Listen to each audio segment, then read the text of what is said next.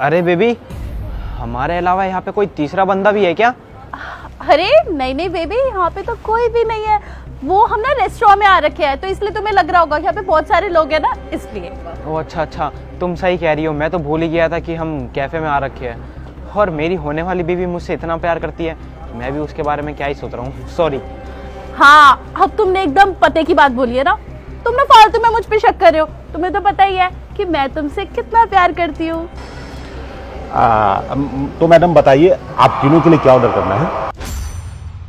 अबे ओए वेटर, तू ये क्या बोल रहा है? यहाँ पे तो सिर्फ हम दो बैठे हैं, यहाँ पे तेरे को तीसरा कौन दिख रहा है?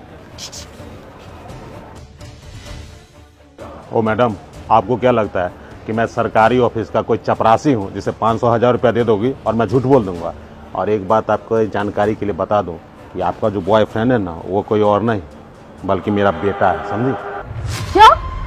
आपका बेटा? शिवम, तुमने मुझे बताया क्यों नहीं कि तुम्हारे पापा भी है? और ये कैफे तुम्हारे पापा का है? हाँ, ये मेरे पापा है। और मैंने तुम्हें अपने पापा के बारे में पहले इसलिए नहीं बताया क्योंकि मैं चाहता था कि तुम्हें इनसे मिलवा के तुम्हें सरप्राइज दूं। और देखो, या तो मुझे ही सरप्राइज मिल गया। पापा, हाँ? वो क्या है ना, मेरे को एक लड़की मिल गई है शादी करने के लिए। क्या? ये तो कमाल हो गया। मतलब तुझे लड़की मिल गई शादी करने के लिए?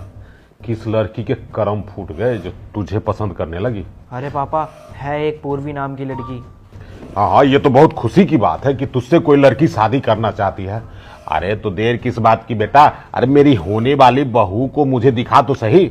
ठीक है पापा, आज है ना मैं एक काम करता हूँ, आपकी होने वाली बहू को आपके कैफे में लेके आता हूँ शाम को। आप है ना उससे वही मिल लेना। हाँ, ये अच्छी बात है। ठीक है, तो तू लेके आ, मैं मिलता हूँ वहीं। ठीक है पापा।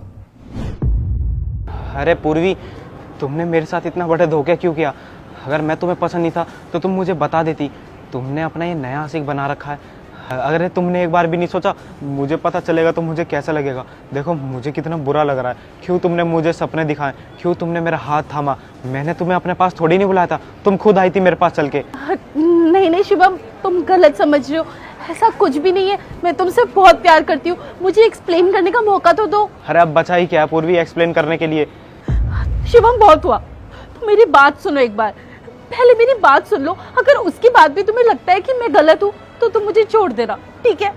ये जो लड़का है ना, ये करोड़पति है। और इसने मुझे बोला था कि अगर मैं इसके साथ एक दिन स्पेंड कर लूंगी ना तो ये मुझे बहुत सारे पैसे देगा। और नहीं, मैं लालची नहीं हूँ। ये पैसे मैं अपने लिए जमा नहीं कर रही थी। मैंने सोचा कि मुझे इससे मिलने के बाद जो भी पैसे मिलेंगे ना, उन पैसों से मैं तुम्हारा इलाज कराऊंगी, तुम्हारी आंखों का। क्योंकि मैं तुमको इस तरीके से नहीं देख सकती। मैं तुमसे बहुत प्यार करती हूँ और तुमको रोज रोज यूं घुटता हुआ मुझसे नहीं देखा जा रहा था। तो बस इसीलिए मैं इससे मिलने आ गई थी।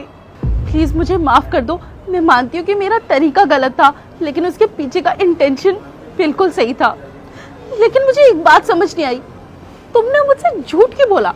तुमने मुझे बताया क्यों नहीं कि तुम्हारे पापा भी है? तुम तो हमेशा कहते थे कि तुम अकेले हो। हाँ पूर्वी, मुझे माफ़ कर दो। मैंने तुमसे ये बात छुपाई कि मेरे पापा भी है, लेकिन मैंने सोचा कि अगर तुम्हें बात पता चलेगी कि मेरे पापा हैं तो तुम शायद मेरे पास आओगी नहीं। तो मुझे लगा कि मैं तुम्हें बताऊंगा कि मैं अकेला हूँ तो तुम मेरे को थोड़ी सिंपैथी दोगी, इसीलिए प्लीज़ मेरे को माफ़ कर दो। नहीं शिवम, ऐसी बिल्कुल बात नहीं है। मुझे तुमसे सिंपैथी नहीं, तुमसे प्यार है, समझे तुम? अरे अब जो होना था हो गया बेटी, ठीक है? आप देखो, मेरे बेटे की आंख का इलाज कराने के लिए तुम्हें ऐसी हरकत करने की जरूरत नहीं है। जो होना था हो गया। अब हम तीनों साथ हैं। चलो बेटी घर। और सुन बे करोड़पति, आज के बाद मेरी बहू के तरफ मत देखना, समझा? नहीं तो मैं तुझे तो तोड़ ही दूंगा, तेरा चश्मा उस्मा सब फोड़ दूंगा, समझा? चलो बाबू।